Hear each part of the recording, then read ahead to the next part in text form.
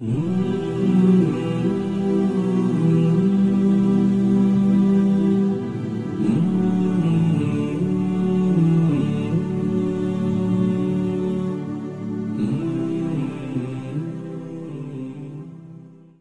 know, we live in this dunya and we are fascinated with this dunya which Allah subhanahu wa ta'ala indeed has created in a beautiful manner. We're fascinated. There are over billions of people which live on this dunya at this moment in time. Over 6 billion people that live on the dunya at this moment in time. This dunya of Allah subhanahu wa ta'ala is so big, my young friends, that there is space in this dunya for billions and billions and billions or more people. But what is this dunya in comparison to what Allah subhanahu wa ta'ala has created out there? This dunya is insignificant. This dunya is meaningless to Allah. It means nothing. It is worthless. So worthless, compare it with the sun. The sun is one star. You know more science than me. You'll be able to tell me better. Take this planet Earth and you place it inside the sun, and you will be able to place 1.3 million Earths in the sun.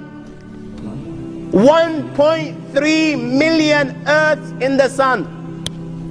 Allahu Akbar. Allah is the greatest. The sun is one star. One star. There are stars out there which are millions of times bigger than the sun. You tell me this, that you need millions and millions of stars to make one galaxy. And then you tell me this, that there are zillions of galaxies out there. Let me tell you on top of this, my young friend, after this, whatever you see above,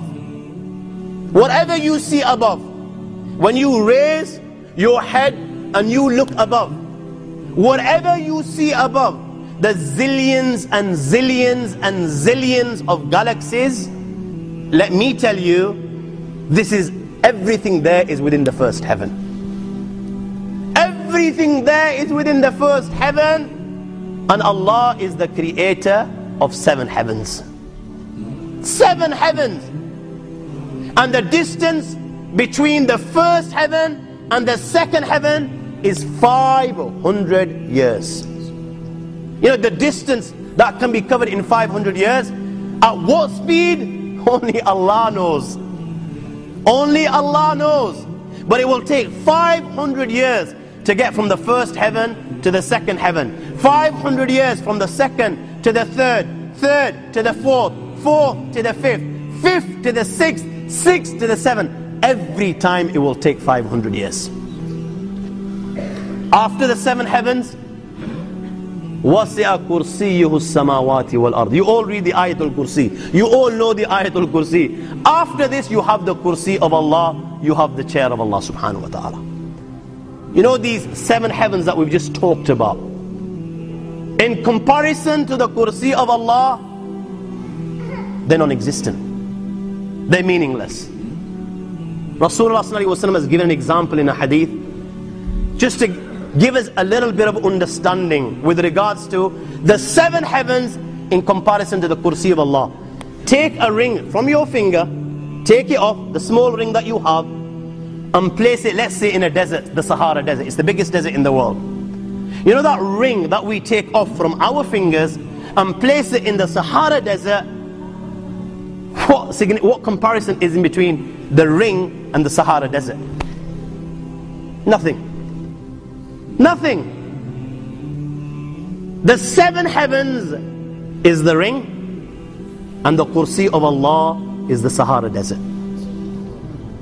After the Kursi of Allah, my young friends, you have the Arsh of Allah. وَكَانَ أَرْشُهُ عَلَى الْمَاءِ. You have the Arsh of Allah. Again, Rasulullah has explained, so just so that we can understand. Take the ring, place it in the desert. This time, the ring is the Kursi and the Arsh is the desert. What is the Kursi in comparison to the Arsh of Allah? Nothing. Then you have angels which carry the Arsh of Allah. Their heads are in the 7th heaven and their feet are in the lowest earth. My friends, then you have the Lord of the Arsh and Kursi. لا تدركه الأبصار وهو يدرك الأبصار وهو اللطيف الخبير.